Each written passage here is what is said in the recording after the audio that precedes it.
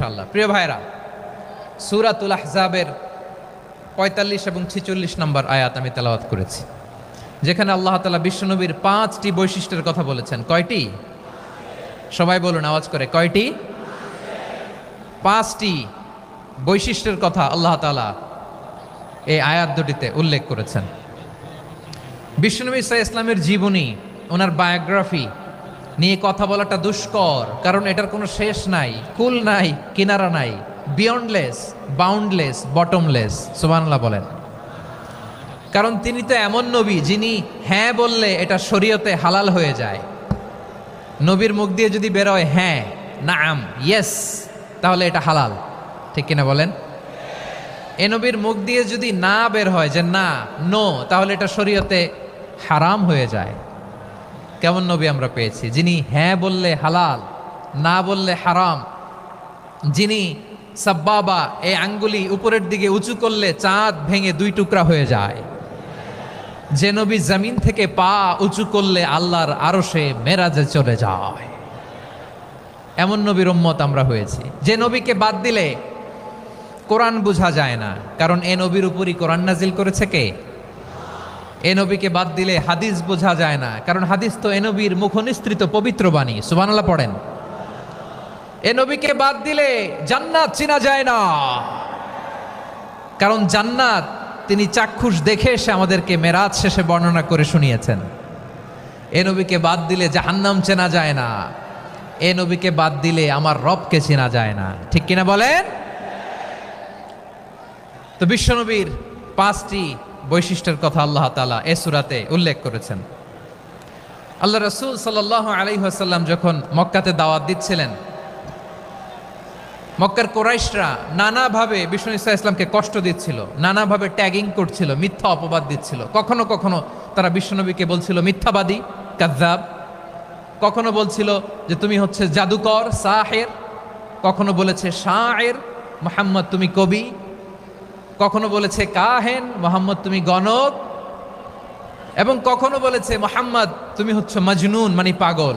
আওয়াজ করে সবাই পড়ুন, নাউযু বিল্লাহি মিন যালিক। তাহলে বিশ্বনবীকে মৌলিকভাবে এই 5টি অপবাদ দিয়েছে। আমার কলেজা টুকরা সিলেটের ভাইরা, বিশ্বনবীর ব্যাপারে মিথ্যা অপবাদ মৌলিকভাবে দিয়েছে কয়টি? 5টি। বলেছে তুমি মিথ্যাবাদী, বলেছে তুমি গণক, তুমি কবি, তুমি পাগল, তুমি জাদুকর। বিশ্বনবীকে যে এই 5টি অপবাদ দেয়া হলো, আল্লাহ তাআলা এটা সহ্য করেননি। এই 5টি অপবাদের বিপরীতে আল্লাহ তাআলা বিশ্বনবীর 5টি চমৎকার বৈশিষ্ট্য উল্লেখ করে সূরাতুল আহজাবের 2টি আয়াত নাজিল করেছেন। আওয়াজ করে পড়েন আল্লাহু আকবার। 5টি চমৎকার বৈশিষ্ট্য সূরাতুল আহজাবের ভেতরে রব্বুল আলামিন উল্লেখ করে আমাদেরকে জানিয়ে দিচ্ছেন, ইয়া আইয়ুহান নাবিয়্যু ইন্না আরসালনাকা শাহিদান ওয়া মুবাশশিরান ওয়া নাযীরা ওয়া দাঈয়ান ইলাল্লাহি বিইذনিহি ওয়া সিরাজাম মুনীরা। পড়েন আল্লাহু আকবার। রব্বুল আলামিন ডেকে বলেন, ও নবী, নিশ্চয় আমি আপনাকে সাক্ষ্যদাতা রূপে প্রেরণ করেছি, সুসংবাদদাতা রূপে প্রেরণ করেছি, সতর্ককারী রূপে প্রেরণ করেছি, আল্লাহর দিকে আহ্বানকারী রূপে প্রেরণ করেছি, আর আলো দানকারী চেরাগ রূপে, প্রদীপ রূপে প্রেরণ করেছি। পড়েন সুবহানাল্লাহ। 5টা বৈশিষ্ট্য। 1 নম্বরে আল্লাহ তাআলা বললেন, হে নবী, নিশ্চয় আমি আপনাকে সাক্ষ্যদাতা হিসেবে প্রেরণ করেছি। সাক্ষ্যদাতা, বিষ্ণু ঈসা ইসলাম সাক্ষ্য দিবেন, এজন্য শাহিদ। শাহিদ মানে সাক্ষ্যদাতা। আওয়াজ করে বলুন, শাহিদ মানে কি? তিনি সাক্ষ্য দিবেন। মুবাশশির, 2 নম্বর বৈশিষ্ট্য হচ্ছে তিনি মুবাশশির। মুবাশশিরুম বিরাহমাতিল্লাহি ওয়া বিল জান্নাহ। তিনি আল্লাহর রহমতের সুসংবাদ দেন, তিনি আল্লাহর জান্নাতের সুসংবাদ দেন। সুবহানাল্লাহ পড়েন। 3 নম্বর বৈশিষ্ট্য হচ্ছে নাযীর, তিনি সতর্ককারী, ওয়ার্নার।